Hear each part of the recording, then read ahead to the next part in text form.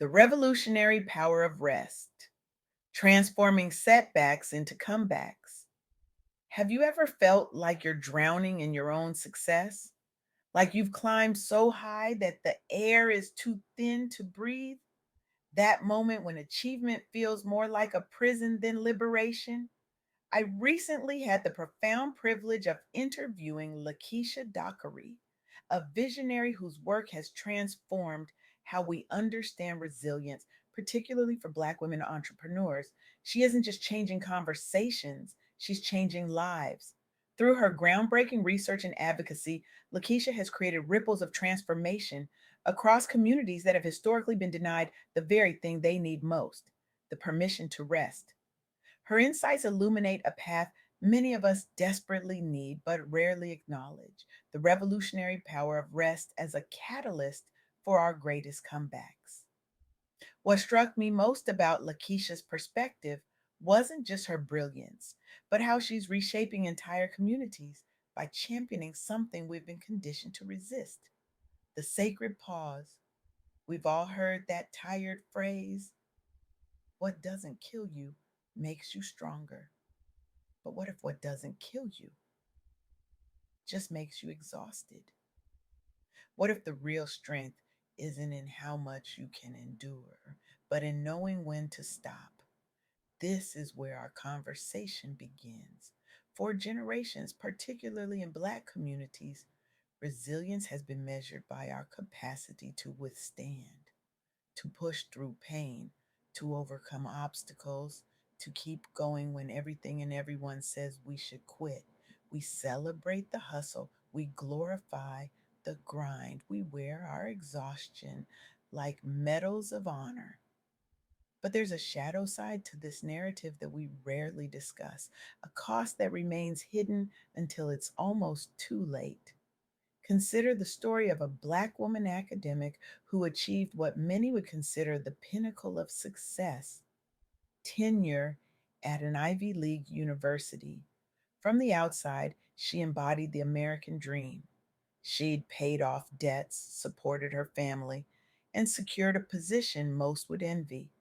Yet beneath this polished exterior was a woman battling profound burnout.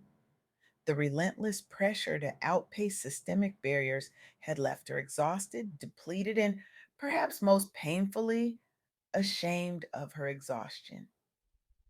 Because when you've been told your whole life that strength means endurance, admitting you're tired feels like failure.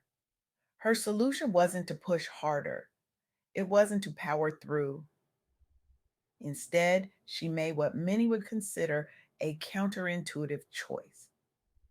She pivoted to entrepreneurship, not just for financial independence, but for autonomy over her time, for the right to rest. This wasn't surrender, this was revolution. Between 2017 and 2020, businesses owned by Black women grew by nearly 20%, far outpacing other demographic groups. This isn't coincidence, it's a collective reclamation of time, energy, and self determination. It's women saying, if the existing systems won't allow me to thrive as a whole person, I'll create my own.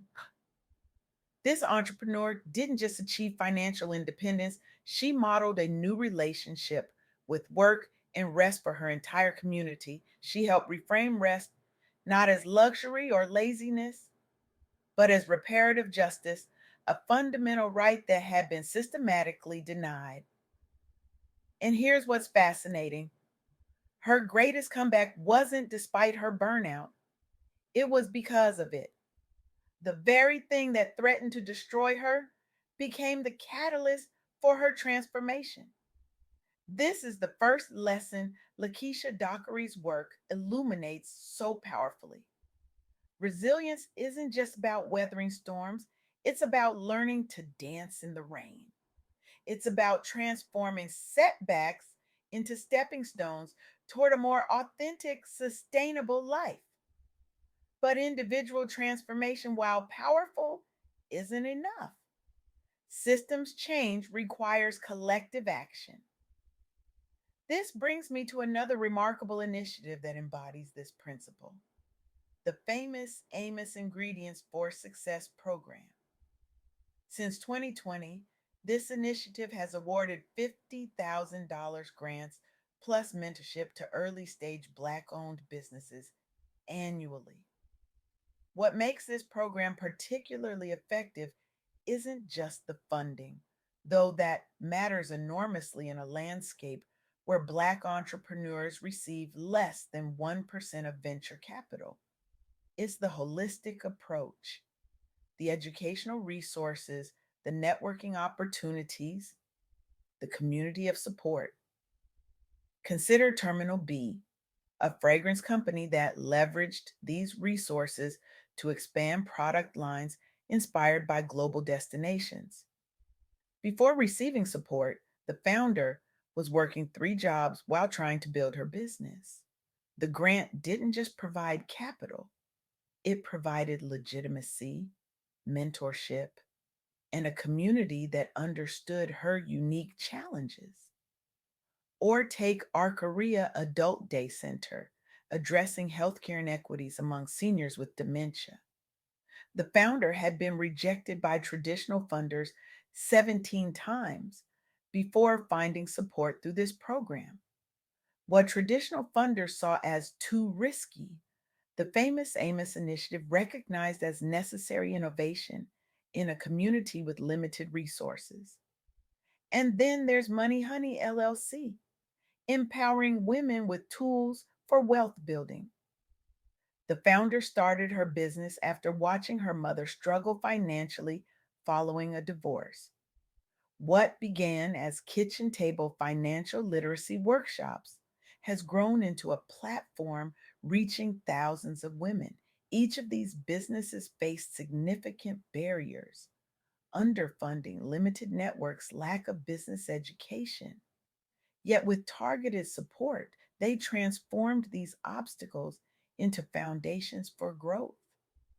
Collectively, the initiative has distributed over $600,000, demonstrating how community support can help transform individual setbacks into thriving enterprises that uplift entire communities. This is the second lesson from Lakeisha's wisdom. Community accelerates growth. When we seek mentorship, resources, and collective wisdom, we can turn individual dreams into generational impact. But there's a third lesson here that might be the most revolutionary of all, one that challenges our deepest cultural programming about productivity and worth.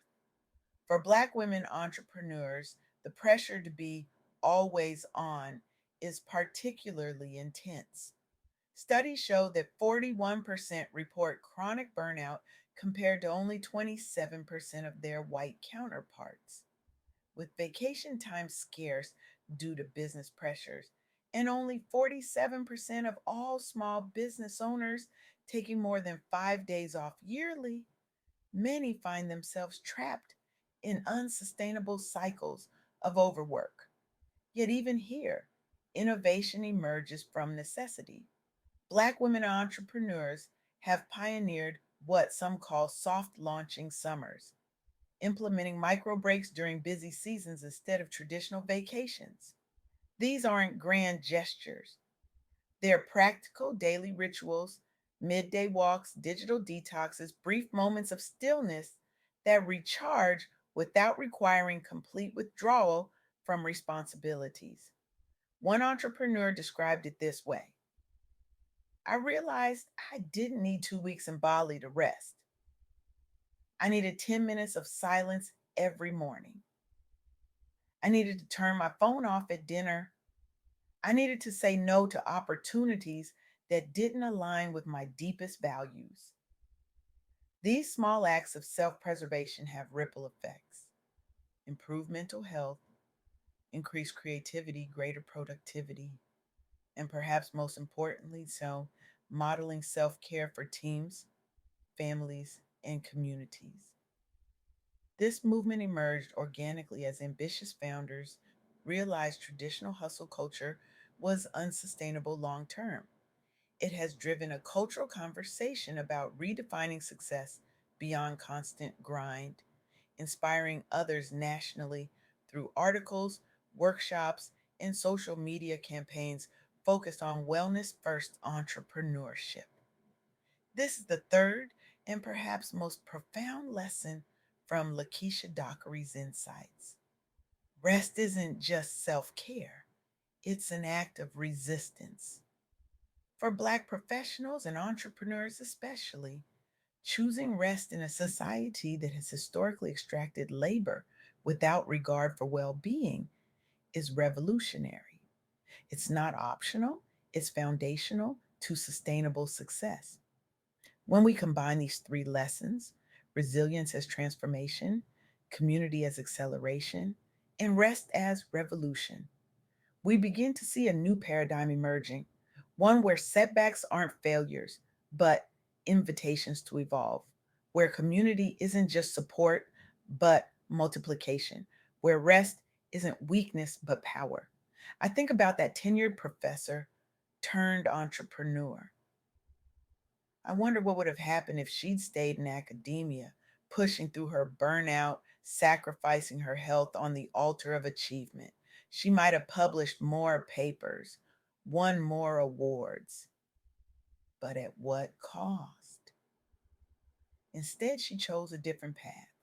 She transformed her setback into a comeback. She found her way back to herself. And in doing so, she created a blueprint for others to follow. So I challenge you today, look at your life. Where are you drowning in your own success?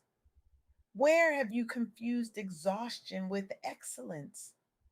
What would happen if you gave yourself permission to rest, not as a reward for productivity, but as a prerequisite for it? What if your greatest comeback is waiting on the other side of your surrender? What if your most powerful contribution to this world isn't your relentless doing, but your courageous being? The revolution we need won't be fueled by burnout. It will be sustained by rest. It will be led by those brave enough to say, I am enough, even when I'm not producing. It will be championed by communities that value wholeness over hustle. This is the gift of Lakeesha Dockery's work.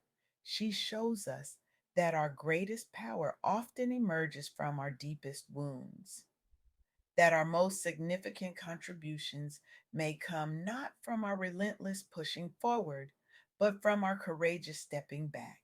In a world obsessed with climbing higher, moving faster, and doing more, perhaps the most revolutionary act is to simply stop, to breathe, to rest, not because we are weak, but because we are wise enough to know that true strength isn't measured by how long we can go without breaking, but by how honestly we can acknowledge our humanity.